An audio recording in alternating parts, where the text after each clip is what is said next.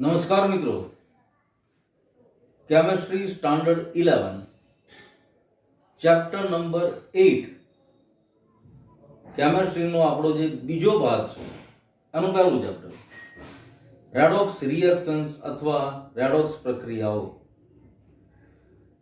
હવે આ રેડોક્સ પ્રક્રિયાને સમજવા માટે ઓક્સિડેશન અને રિડક્શન આ બંને શબ્દો આપણે જાણીએ છીએ. ઓક્સિડેશન પ્રક્રિયા અને રિડક્શન પ્રક્રિયા આ બંનેને સમજીએ એટલે આપોઆપ રેડોક્સ પ્રક્રિયાનો ખ્યાલ આવે, કારણ કે ઓક્સિડેશન અને રિડક્શન થી જ ભેગો બનેલો શબ્દ રેડોક્સ છે. હવે રેડોક્સ સુધી પહોંચી એની પહેલા થોડીક ઓક્સિડેશન અને રિડક્શનની ચર્ચા કરીએ છીએ આપણે. તો ઓક્સિડેશન વિશે આપણે જાણીએ છીએ કે જે રાસાયણિક પ્રક્રિયા દરમિયાન પદાર્થમાં કે સંયોજનમાં કે તત્વમાં ઓક્સિજનનો ઉમેરો થાય એવી રાસાયણિક પ્રક્રિયાને ઓક્સિડેશનની પ્રક્રિયા કહેવાય. આ એક સિમ્પલ સમજ અગાઉના ધોરણમાં આપણી પાસે હતી. આની સાથે સાથે બીજી એવી સમજ પણ ક્લિયર હતી કે ભાઈ જે રાસાયણિક પ્રક્રિયા દરમિયાન હાઇડ્રોજન રિમૂવ થાય, હાઇડ્રોજન મુક્ત થાય, તો એવી રાસાયણિક પ્રક્રિયાને પણ ઓક્સિડેશનની જ પ્રક્રિયા કહેવાય. અને ઇલેક્ટ્રોન વિનિમયના આધારે પણ ઓક્સિડેશન રિડક્શન ભણ્યા શીખ્યા હતા. પણ અત્યાર સુધીની સાદી સમજ આપણી એવી છે ઓક્સિજનનો ઉમેરો થવો અથવા હાઇડ્રોજન રિમૂવ થવું. પણ હવે વધારે સારી રીતે પરફેક્શનની તરફ ઓક્સિડેશન રિડક્શનને કેમ સમજી શકાય એ જોઈએ છે. સૌથી પહેલા ઓક્સિડેશનની ડેફિનેશન અથવા ઓક્સિડેશનની વ્યાખ્યા. તો કે ભાઈ કોઈ પદાર્થમાં ઓક્સિજન અને સાથે બરાબર માર્ક કરો વિદ્યુત ઋણમય તત્વ ઓક્સિજન અથવા વિદ્યુત ઋણમય તત્વ ઉમેરવાની ક્રિયા અથવા ઉમેરવાની પ્રક્રિયા ઓક્સિડેશન કહેવાય. અધર અથવા ઓર બીજી રીતે વાત કરીએ તો હાઇડ્રોજન અથવા વિદ્યુત ધનમય તત્વ, હાઇડ્રોજન અથવા વિદ્યુત ધનમય તત્વ દૂર થવાની પ્રક્રિયાને પણ ઓક્સિડેશન કહેવાય. હવે આ જે લખ્યું છે બોર્ડ ઉપર એના ઉદાહરણ સાથે સમજીએ તો પહેલા સિમ્પલ એક પ્રક્રિયા લખું, C solid plus O2 gaseous CO2. કાર્બનમાં ઓક્સિજન ઉમેરવાની ક્રિયા થઈ, કાર્બન ડાયોક્સાઇડ બન્યો ઓક્સિડેશન. સેમ આવી પ્રક્રિયા સલ્ફર ડાયોક્સાઇડની, sulphur solid plus O2 gaseous gives SO2 sulphur dioxide. આવી જ બીજી પ્રક્રિયા magnesium solid plus O2 gives 2MgO solid. હવે અહીંયા બરાબર માર્ક કરો. આ છેલ્લી જે પ્રક્રિયા લખી એ પ્રક્રિયા બેલેન્સ નથી, સમતોલિત નથી. તો સમતોલિત કરવા માટે મેગ્નેશિયમના 2 મોલ અથવા 2 atoms 2Mg solid plus O2 gives 2MgO magnesium oxide. હવે ઓક્સિજન ઉમેરવાની ક્રિયા ઓક્સિડેશન આપણને ખબર જ હતી. પણ હવે એક પ્રક્રિયા લખવી જોવો બરાબર, magnesium solid plus F2 2MgF magnesium fluoride 2Mg. તો આ પ્રક્રિયા પણ ઓક્સિડેશનની પ્રક્રિયા છે. કેમ? તો કે ઓક્સિજન સાથે સાથે વિદ્યુત ઋણમય તત્વ.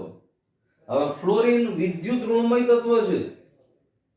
પાઠ જેમ જેમ આગળ ભણતા જશું તો આ બરાબર ખ્યાલમાં આવશે. અત્યારે આ વસ્તુ ફટાફટ ગળે ઉતરી ગઈ હોય, આમાં હજી નવાઈ લાગે, પણ હજી ઇલેક્ટ્રોન વિનિમયના આધારે ને બધા આધારે વ્યાખ્યા જોશું, ઓક્સિડેશનની પ્રક્રિયાને સમજશું ત્યારે 100% ક્લિયર થઈ જશે.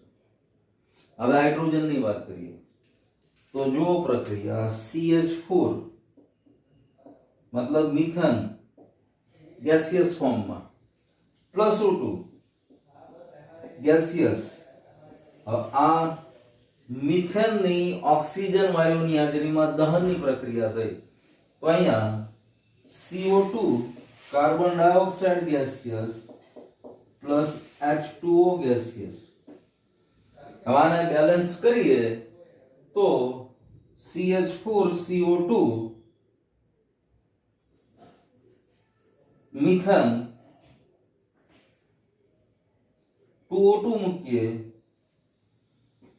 હાઇડ્રોજન 4 2H2O હવે જો ઓક્સિજન ના 4 પરમાણુ O2 4 CH4 હાઇડ્રોજન ના 4 પરમાણુ 2H2 કાર્બન એક બેલેન્સ છે પ્રક્રિયા હવે અહીંયા આગળ હાઇડ્રોજન મીથેન માંથી દૂર થયો કાર્બન ની સાથે ઓક્સિજન ઉમેરવાનો ઓક્સિજન ઉમેરવાની ક્રિયાથી પણ સાથે બીજું માર્ક કરો હાઇડ્રોજન દૂર થવાની ક્રિયા પણ કરો તો અહીંયા હાઇડ્રોજન અથવા વિદ્યુત ધન્મય તત્વના દૂર થવાની પ્રક્રિયાને પણ ઓક્સિડેશન કહેવાય તો આ ઓક્સિડેશનની વ્યાખ્યા અને સાથે સાથે એની સમજૂતી હવે અહીંયા જ ઓક્સિડેશનની સાથે રિડક્શનને ભણીએ છીએ રિડક્શનની પ્રક્રિયા હું અહીંયા લખીશ આ ઓક્સિડેશનનું પોર્શન બોર્ડમાં અહીંયા સુધી રાખ્યું આપણે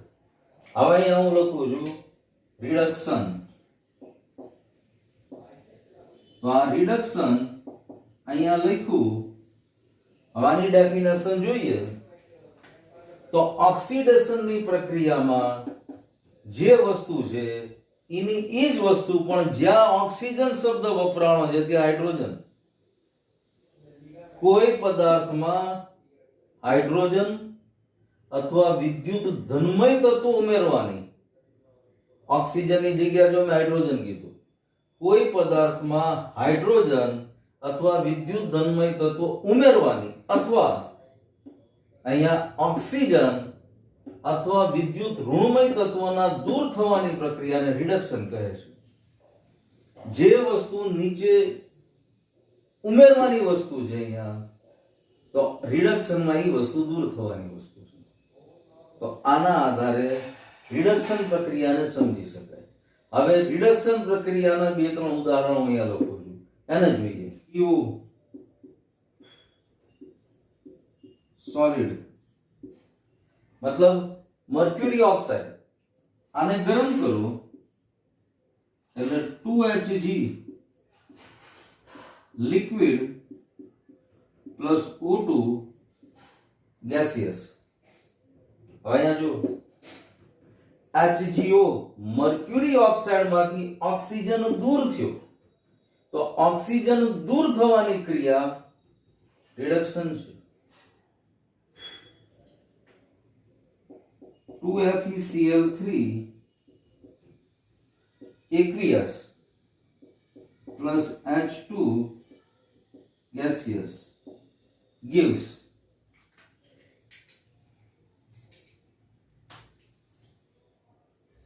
2FeCl2 aqueous plus 2HCl પ્રક્રિયા સમતોલિત છે કે નહીં પહેલા ચેક કરીએ 3 દુ 6 ક્લોરીન ના એટમ્સ 2 દુ 4 4 ને 2 6 2 Fe 2 હાઇડ્રોજન 2 HCl 2 હાઇડ્રોજન હવે અહીંયા ફેરિક ક્લોરાઇડ FeCl3 એમાંથી ફેરસ ક્લોરાઇડ FeCl2 બન્યું પણ આ બનવામાં ફાળો હાઇડ્રોજનનો છે હાઇડ્રોજનના ઉમેરવાની ક્રિયા થઈ અને આ હાઇડ્રોજને FeCl3 માં રહેલા ક્લોરીનને પોતાની સાથે બંધ બનાવીને ખેંચ્યું 2HCl બની ગયું તો આ હાઇડ્રોજનના ઉમેરવાની પ્રક્રિયા અથવા ઓક્સિજનના દૂર થવાની પ્રક્રિયા તો આ બંને રિડક્શન પ્રક્રિયાના ઉદાહરણ છે હજી એક ઉદાહરણ જોઈએ તો અહીંયા વિદ્યુત ધન્મય તત્વ દૂર થવાની પ્રક્રિયા તો અહીંયા વિદ્યુત ધન્મય તત્વ ઉમેરવાની પ્રક્રિયા પણ રિડક્શન કહેવાય ઓક્સિડેશનમાં વિદ્યુત ધનમય તત્વ દૂર થાય, જ્યારે રિડક્શનમાં વિદ્યુત ધનમય તત્વ ઉમેરાય. એવી પણ એક પ્રક્રિયાને જોઈએ. 2HgCl2 aqueous plus SnCl2 aqueous. હવે આ બંને વચ્ચે પ્રક્રિયા થઈ.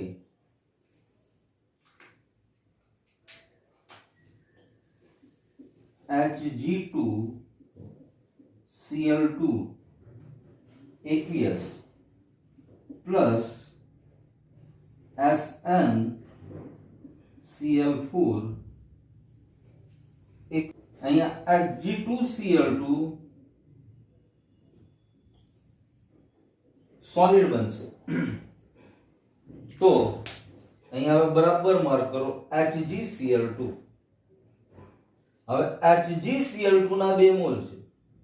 એની પ્રક્રિયા SnCl2 સ્ટેનસ ક્લોરાઇડ એની સાથે કરતા HgCl2 માં રહેલા 4 ક્લોરીન 2 મોલ છે GCl2, એમાંથી ક્લોરીનના 2 પરમાણુ SN સ્ટેનસ સાથે જોડાણા SnCl4 બન્યું અને અહીંયા Hg2Cl2 મર્ક્યુરસ ક્લોરાઇડ આવો પદાર્થ બની ગયો. તો અહીંયા વિદ્યુત ધનમય તત્વ મર્ક્યુરી HgCl2 માં ઉમેરાણું. તો આ 3 પ્રક્રિયા રિડક્શનની પ્રક્રિયા થઈ. આ પ્રક્રિયા ઓક્સિડેશનની થઈ. આ ચેપ્ટર નું મહત્વ આ બંને ધોરણમાં 11 અને 12 ધોરણ બંનેમાં ખૂબ મહત્વનું છે. કારણ જ્યાં જ્યાં નવા સંયોજન કે પ્રક્રિયા ભણવાની આવતી જાય ત્યાં તરત જ ઓક્સિડેશન છે, રિડક્શન છે, કયા આધારે નક્કી કરી શકાય ઓક્સિડેશન છે, રિડક્શન છે. અત્યારે આપણે આ વસ્તુ જોઈએ, પણ હજી ઇલેક્ટ્રોન વિનિમયના આધારે પણ આપણે નક્કી કરી શકીએ ઓક્સિડેશનની પ્રક્રિયા છે કે રિડક્શનની પ્રક્રિયા છે. તો એ હવે આની પછી જોઈએ છે. પણ એક વસ્તુ બરાબર ધ્યાનમાં રાખવાની, જ્યાં ઓક્સિડેશનની પ્રક્રિયા થતી હોય ત્યાં રિડક્શનની પ્રક્રિયા હાજર જ હોય. ઓક્સિડેશન અને રિડક્શન બંને પ્રક્રિયાના મેળાપને, બંને પ્રક્રિયાના પ્લસને રેડોક્સ પ્રક્રિયા કહેવાય. તો હવે ઇલેક્ટ્રોન વિનિમયના આધારે આપણે સમજીએ, જેમાં બંને વસ્તુ જોવા મળશે. ઓક્સિડેશન જોવા મળશે, રિડક્શન જોવા મળશે. સમજૂતી સાથે એને આપણે જોઈએ છીએ. ઇલેક્ટ્રોન વિનિમયના આધારે રેડોક્સ પ્રક્રિયાને સમજીએ. હમણાં જ વાત કરી હતી એમ, રેડોક્સ, ઓક્સિડેશન, રિડક્શન આ બંને શબ્દ ભેગા મળીને બની ગયેલો શબ્દ છે. અને આ વાક્ય જો, જ્યાં ઓક્સિડેશન હોય છે ત્યાં હંમેશા રિડક્શન પ્રક્રિયા હાજર જ હોય છે. અહીંયા એક સાદી પ્રક્રિયા હોય છે, સોડિયમની ક્લોરીન સાથેની પ્રક્રિયા. મતલબ સોડિયમ ક્લોરાઇડ બન્યું, આયોનિક બંધ બન્યું. આ બંધ વિશે પણ આપણે ભણી ગયા છે અને આ બંધ કેમ બન્યું એ પણ આપણને ખબર છે. સોડિયમ પરમાણુ ક્રમાંક 11, છેલ્લી કક્ષક 1 ઇલેક્ટ્રોન છે. અષ્ટક પૂર્ણ કરવા માટે સોડિયમ 1 ઇલેક્ટ્રોન ગુમાવે, એટલે અહીંયા Na પ્લસ ઇલેક્ટ્રોન. હવે એની સામે ક્લોરીન, જેનો પરમાણુ ક્રમાંક 17 છે, ઇલેક્ટ્રોન રચના 2,8,7. અષ્ટક પૂર્ણ કરવા 1 ઇલેક્ટ્રોનની જરૂર છે, તો ક્લોરીન 1 ઇલેક્ટ્રોન મેળવે છે. પરિણામે ક્લોરાઇડ ઋણ આયન બને છે. તો અહીંયા જે ઇલેક્ટ્રોન મુક્ત કરવાની પ્રક્રિયા થઈ, સોડિયમ તત્વમાંથી 1 ઇલેક્ટ્રોન દૂર થયો અને સોડિયમ ધન આયન બન્યો, તો આ ઓક્સિડેશનની પ્રક્રિયા છે. અને ક્લોરીને 1 ઇલેક્ટ્રોન મેળવ્યો, Cl- બન્યું, તો ઇલેક્ટ્રોન મેળવવાની પ્રક્રિયા રિડક્શનની છે. અને પરિણામે NaCl નું બનવું આખી રેડોક્સ પ્રક્રિયા કહેવાય. હવે આને ઇલેક્ટ્રોન વિનિમય સ્વરૂપમાં હજી વધારે સ્પષ્ટ રીતે લખવું હોય તો બરાબર જુઓ.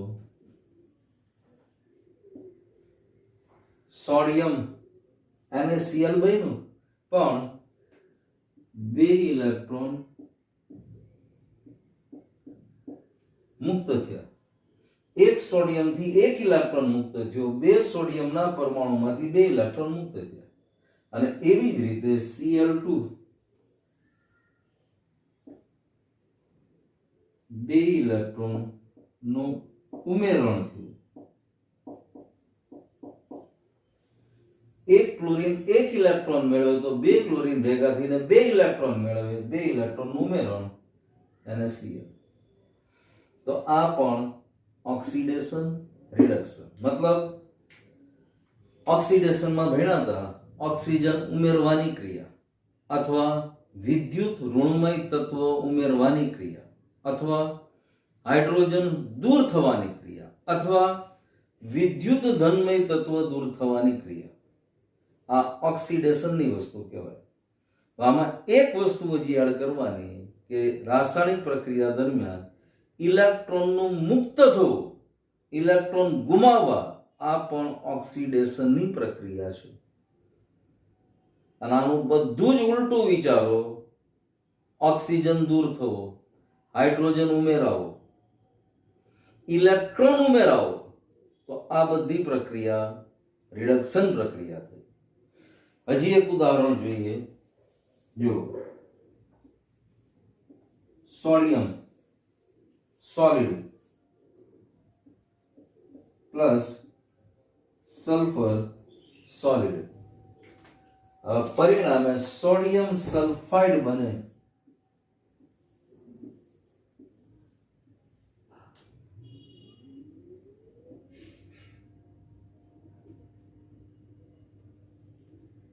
Na2S, સોડિયમ સલ્ફાઇડ નું સૂત્ર Na2S છે. સોડિયમ ઓક્સાઇડ નું સૂત્ર Na2O છે. એની જેમ જ સોડિયમ સલ્ફાઇડ નું સૂત્ર Na2S છે. આ બેનો સોડિયમ સલ્ફાઇડ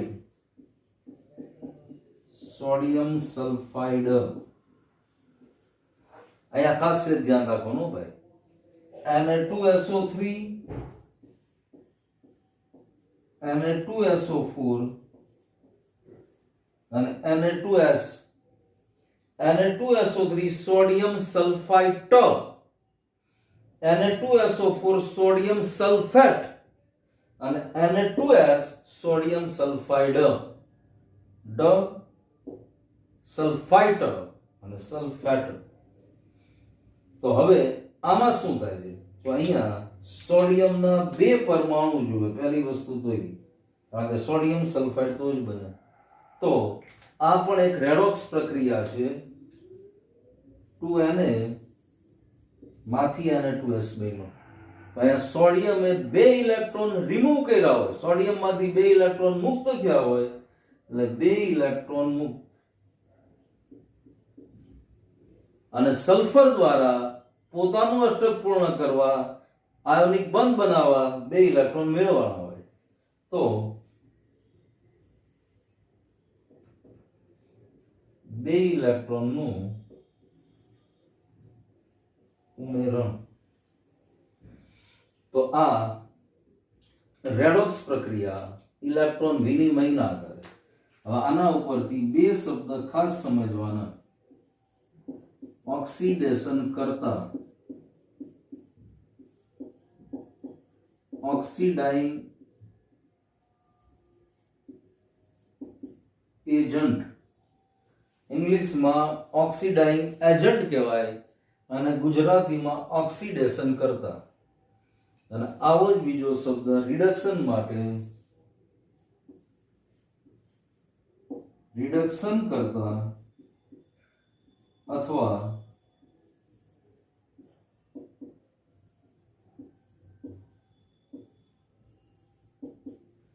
રિડ્યુસિંગ એજન્ટ. કારણ કે હવે ઘણા બધા ચેપ્ટરમાં આવા શબ્દો આવશે કે ભાઈ પોટેશિયમ પરમેંગેનેટ ઓક્સિડેશન કરતા પદાર્થ છે. Lithium aluminium hydride LiAlH4 reduction કરતા પદાર્થ, આટલું જ લખ્યું હશે. તો એ સમયમાં આપણને ખબર પડવી જોઈએ કે ઓક્સિડેશન કરતા પદાર્થના ગુણધર્મ શું હોય, રિડક્શન કરતા પદાર્થના ગુણધર્મ શું હોય. તો ઓક્સિડેશન કરતા પદાર્થ બીજાનું ઓક્સિડેશન કરશે અને પોતે રિડક્શન અનુભવશે. રિડક્શન કરતા પદાર્થ બીજાનું રિડક્શન કરશે અને પોતે ઓક્સિડેશન અનુભવશે. હવે હું કહું ઓક્સિડેશન કરશે એટલે ઓક્સિડેશન થવા માટે કઈ કઈ શરતો છે એમાંથી કોઈ પણ એક શરતનું પાલન થાય એટલે ઓક્સિડેશન થયું. ઓક્સિજન ઉમેરાવો, હાઇડ્રોજન દૂર થવો, ઇલેક્ટ્રોન મુક્ત થવો, આ બધી ઓક્સિડેશનની પ્રક્રિયામાં આવે. તો ઓક્સિડેશન કરતા બીજાનું ઓક્સિડેશન કરશે, બીજું તત્વ પદાર્થ કે સંયોજનનું ઓક્સિડેશન કરશે. રિડક્શન કરતા પદાર્થ બીજા તત્વ પદાર્થ કે સંયોજનનું રિડક્શન કરશે અને પોતે ઓક્સિડેશન અનુભવશે. તો ઓક્સિડેશન કોને કહેવાય? રિડક્શન કોને કહેવાય? રેડોક્સ પ્રક્રિયા એટલે શું? ઇલેક્ટ્રોન વિનિમયના સ્વરૂપમાં રેડોક્સ પ્રક્રિયાને કેમ સમજાય? સામે બોર્ડ ઉપર છે. ઓક્સિડેશન કરતા કોને કહેવાય અને રિડક્શન કરતા કોને કહેવાય? આટલું સમજ્યા પછી હવે સ્પર્ધાત્મક ઇલેક્ટ્રોન વિનિમય પ્રક્રિયા. હવે આ પ્રક્રિયા પણ અગાઉના ધોરણમાં ભણી ગયા છો, પણ હવે એ પ્રક્રિયાને આપણે પર્ટિક્યુલર ઓક્સિડેશન અને રિડક્શન ધેટ મીન્સ રેડોક્સ પ્રક્રિયાના સંદર્ભમાં સમજવી છે. તો હવે આ સમજીએ છીએ. આ પ્રક્રિયાને સમજવી છે. આવી પ્રક્રિયા અગાઉ આપણે ભણી ગયા છે, હમણાં યાદ કરાવીશું તમને. પણ અત્યારે આપણે આ પ્રક્રિયાને ઓક્સિડેશન રિડક્શનના સંદર્ભમાં પહેલા જોઈ છે. હવે જુઓ, ઝિંક માંથી Zn2+ that means zinc solid Zn2+ + 2 electron આવું થયું હોય. ઝિંકે 2 ઇલેક્ટ્રોન ગુમાવે તો Zn2+ આયન બને. તો હમણાં જ આપણે સમજ્યા એમ ઇલેક્ટ્રોન વિનિમયના આધારે આ પ્રક્રિયા ઓક્સિડેશનની પ્રક્રિયા થઈ. હવે ઝિંકની સાથે કોપરનું વિદ્યુત વિભાજ્યનું દ્રાવણ છે, એક્વિયસ લખ્યું. એક્વિયસ એટલે કોપરનું જલીય દ્રાવણ. તો કોપર Cu2+ પોતાના જલીય દ્રાવણમાં કોપર ધન આયન સ્વરૂપે રહેલો છે. તો Cu2+ aqueous + 2 ઇલેક્ટ્રોન. જો Cu2+ ને 2 ઇલેક્ટ્રોન મળે તો કોપર ધન આયનમાંથી કોપર ધાતુમાં પરિવર્તિત થઈ જાય. હવે અહીંયા કોપર ધન આયન ઇલેક્ટ્રોન મેળવ્યા ધેટ મીન્સ હમણાં જ વાત કરી એમ ઇલેક્ટ્રોન મેળવવાની પ્રક્રિયા રિડક્શનની છે. પરિણામે આખી રેડોક્સ પ્રક્રિયા થઈ ગઈ. હવે સંકેતાત્મક રીતે લખવું હોય મારે તો અહીંયા Zn માંથી Zn2+ ઓક્સિડેશન, કારણ કે 2 ઇલેક્ટ્રોન ગુમાવ્યા છે, ઇલેક્ટ્રોન ગુમાવવાની પ્રક્રિયા ઓક્સિડેશન અહીંયા લખી. અને Cu2+ માંથી Cu બન્યું તો અહીંયા Cu2+ ધન આયન સ્વરૂપે છે, 2 ઇલેક્ટ્રોન મેળવ્યા મતલબ રિડક્શનની પ્રક્રિયા થઈ ગઈ. હવે હમણાં જ લખ્યું હતું આમ બોર્ડ ઉપર, જ્યાં ઓક્સિડેશન હોય ત્યાં રિડક્શન હોય જ. તો આખી રેડોક્સ પ્રક્રિયા થઈ ગઈ. હવે આ પ્રક્રિયાને આખી પ્રેક્ટિકલ અથવા પ્રયોગ સ્વરૂપે સમજવી છે. આ જ પ્રક્રિયા માનો કોપર નાઇટ્રેટ નું દ્રાવણ છે, તો કોપર નાઇટ્રેટ ના દ્રાવણનો રંગ ભૂરા રંગનો હોય. કોપર નાઇટ્રેટ ના દ્રાવણમાં ઝિંકની પટ્ટી અથવા ઝિંકનો સળિયો ડુબાડેલો છે. હવે થોડીક વાર પછી આ પ્રક્રિયાનો આ બીકરનો અભ્યાસ કરવામાં આવશે તો બરાબર આપણને જોવા મળશે, ઓબ્ઝર્વ કરવા મળશે. શરૂઆતમાં કોપર નાઇટ્રેટના દ્રાવણનો રંગ એકદમ બ્લુ શેડ ઉપર ભૂરા કલરનો હતો. સમય જતા ધીરે ધીરે એ રંગ આછો બનતો ગયો અને આમાં રાખેલા ઝીંકનો સળિયો કે જે સફેદ કલરનો હતો એ ધીરે ધીરે તપખીરિયા રંગનો બનતો ગયો. હવે શું થયું આ પ્રક્રિયામાં? તો એ આપણને ઉપર જ સૂચવે છે. ઝીંક જે ધાતુના સ્વરૂપમાં હતું, સળિયાના સ્વરૂપમાં હતું, તો ઝીંક માંથી ધીરે ધીરે ઝિંક નાઇટ્રેટ નું દ્રાવણ બનતું ગયું, કારણ કે ઝિંક નું ઓક્સિડેશન થાય છે અને કોપર નાઇટ્રેટ નું જે દ્રાવણ હતું એમાંથી કોપર Cu2+ સ્વરૂપમાં હતું, ઝિંક નું ઓક્સિડેશન થયું, ઝિંકે 2 ઇલેક્ટ્રોન ગુમાવ્યા, ઈ ગુમાવેલા ઇલેક્ટ્રોન કોપરે ધીરે ધીરે મેળવ્યા અને કોપર ઝિંક ધાતુની પટ્ટી ઉપર જમા થવા માંડ્યું. હવે કોપર નાઇટ્રેટ ના દ્રાવણનો રંગ ભૂરો હતો. હવે કોપર નાઇટ્રેટ ના દ્રાવણમાંથી કોપર ધીરે ધીરે દૂર થવા માંડ્યું અને ઝિંક નાઇટ્રેટ નું દ્રાવણ બનવા માંડ્યું અને ઝિંક નાઇટ્રેટ નો રંગ સફેદ કલરનો છે.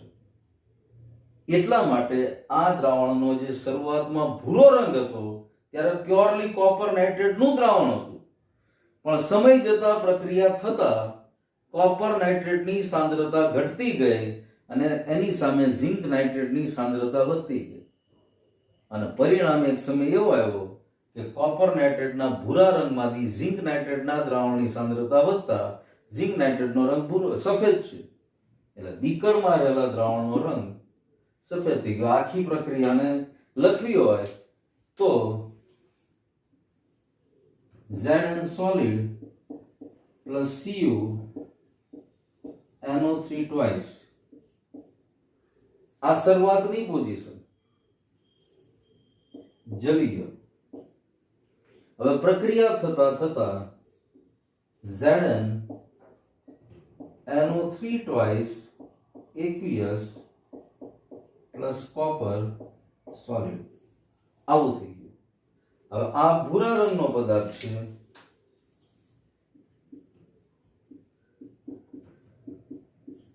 જ્યારે આ રંગવિહીન છે. અને હવે યાદ કરીએ આપણે આવી જ પ્રક્રિયા કોપર સલ્ફેટના દ્રાવણમાં ઝિંકની પટ્ટી મૂકવાની પ્રક્રિયા, જેને વિસ્થાપન પ્રક્રિયા તરીકે આપણે ભણ્યા છીએ. પહેલા આ વિસ્થાપન પ્રક્રિયા થઈ તો ઈ પ્રક્રિયામાં પણ યાદ કરો કોપર સલ્ફેટના દ્રાવણનો રંગ ભૂરો. હવે એમાં ઝિંકની પટ્ટી અથવા આયરનની પટ્ટી અથવા લોખંડની પટ્ટી મૂકી તો CuSO4 Fe, તો આ લોખંડની પટ્ટી ઉપર ધીરે ધીરે કોપર જમા થવા મળશે અને ઈ દ્રાવણનો ભૂરો રંગ બદલાઈને ગ્રીનિશ શેડ, લીલા કલર જેવો દ્રાવણનો રંગ બની જશે. કારણ ફેરસ સલ્ફેટ FeSO4 બનવાનું ચાલુ થઈ ગયું અને ફેરસ સલ્ફેટનો રંગ આછો લીલો છે. તો આ ઇલેક્ટ્રોન વિનિમયની પ્રક્રિયા વિસ્થાપન પ્રક્રિયાના આધારે સમજ્યા. પણ અહીંયા વિસ્થાપન પ્રક્રિયામાં એક વસ્તુ ખાસ ધ્યાન રાખવી પડે છે.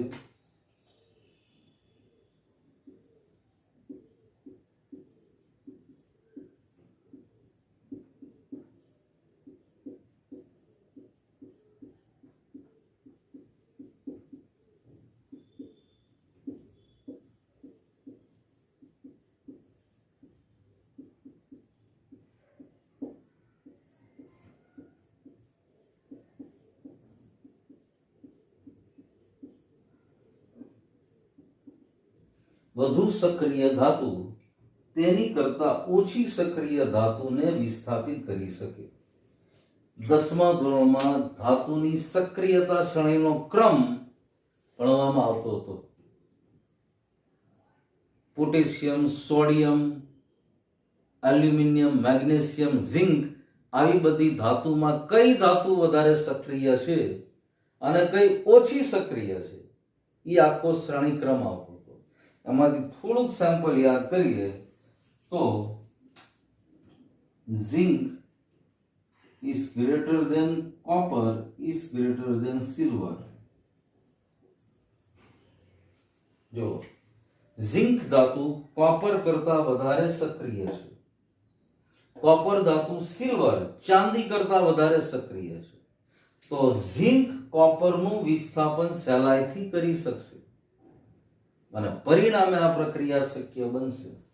હવે ઊંધું વિચારો, ઝિંક નાઇટ્રેટનું દ્રાવણ લ્યો, કોપરની પટ્ટી મૂકો તો કોઈ પ્રક્રિયા નહીં થાય, કારણ ઝિંકની સક્રિયતા કોપર કરતા વધારે છે, કોપરની સક્રિયતા ઝિંક કરતા ઓછી છે. એટલે જો કોપરની સક્રિયતા ઝિંક કરતા વધારે હોત તો ચોક્કસ પ્રક્રિયા થાત, પણ અહીંયા ઝિંકની સક્રિયતા કોપર કરતા વધારે છે એટલે આ પ્રક્રિયા શક્ય બનશે, પણ અહીંથી ઊંધી પ્રક્રિયા કરશો તો શક્ય નહીં બને. એવી જ રીતે કોપર સિલ્વરનું સહેલાઈથી વિસ્થાપન કરી શકશે. સિલ્વરના વિદ્યુત વિભાજ્યનું દ્રાવણ લેવામાં આવે અને એમાં કોપરની પટ્ટી ડુબાડવામાં આવે તો ફટાફટ કોપર ઉપર સિલ્વરનું પડ જામવા માંડશે અને દ્રાવણનો રંગ કોપરનું જે સંયોજન બનશે ભૂરા કલરનું એના જેવો બનવા માંડશે. તો અહીંયા ધાતુની સક્રિયતા કામ કરે છે. જે વધારે સક્રિય ધાતુ એ સહેલાઈથી ઇલેક્ટ્રોન ગુમાવી શકે અને ઓછી સક્રિય ધાતુ વધારે સક્રિય ધાતુને એટલા માટે જ વિસ્થાપિત કરી શકતી નથી. આમ ઘણું બધું સહેલું અને મજાનું ચેપ્ટર છે. આની પછીના ચેપ્ટર પીરિયડમાં ઓક્સિડેશન આંક કેવી રીતે શોધી શકાય, કયા કયા પ્રકારની પ્રક્રિયાઓમાં રેડોક્સ પ્રક્રિયામાં સમાવિષ્ટ થાય એના વિશે આપણે સમજવાના છીએ. પણ એની પહેલા આટલા મુદ્દા બરાબર 2-3 વાર જોયા વગર લખવાના જવાબ સાથે પદ્ધતિસર તો આગળ ભણવાની મજા આવશે. હવે આ જે કંઈ ભણ્યા એમાં ડાઉટ કે ડિફિકલ્ટી હોય ચોક્કસ મેસેજ કે ફોન કરવાનો. આની પછીના પીરિયડમાં ઓક્સિડેશન આંક કેમ શોધાય, જે તે સંયોજનમાંથી અને કયા કયા પ્રકારની પ્રક્રિયાને રેડોક્સ પ્રક્રિયામાં સમાવિષ્ટ કરી શકાય એ ઓક્સિડેશન આંકના આધારે જ જોશું. હું ઓક્સિડેશન આંક બોલું એટલે સ્પષ્ટ રાખવાનું કે અહીંયા ઝિંકનો ઓક્સિડેશન આંક +2 થઈ ગયો, અહીંયા 0 હતો. +2 મતલબ 2 ઇલેક્ટ્રોન ગુમાવ્યા, એની પર કેટલો વીજભાર છે 2+, મતલબ અહીંયા ઝિંકનો ઓક્સિડેશન આંક +2 થઈ ગયો. પણ આના પછીના પીરિયડમાં એના વિશે વિસ્તારથી ચર્ચા કરવાના છે. આપણે ઘણા બધા સંયોજનના ઓક્સિડેશન આંક, એમાં કયા તત્વનો ઓક્સિડેશન આંક કેટલો થાય એ સમજવાના છે. પણ એ ત્યારે ભણીએ ત્યારે એની ચિંતા અત્યારે નથી કરવી. અત્યારે મને આટલું માત્ર અહીંયા સુધીનું બરાબર પાકું કરી દો, બસ અહીંયા સુધીની આપણી સમજ સ્પષ્ટ હોવી જોઈએ. તો આના પછીના પીરિયડમાં મળશું. Okay, thank you.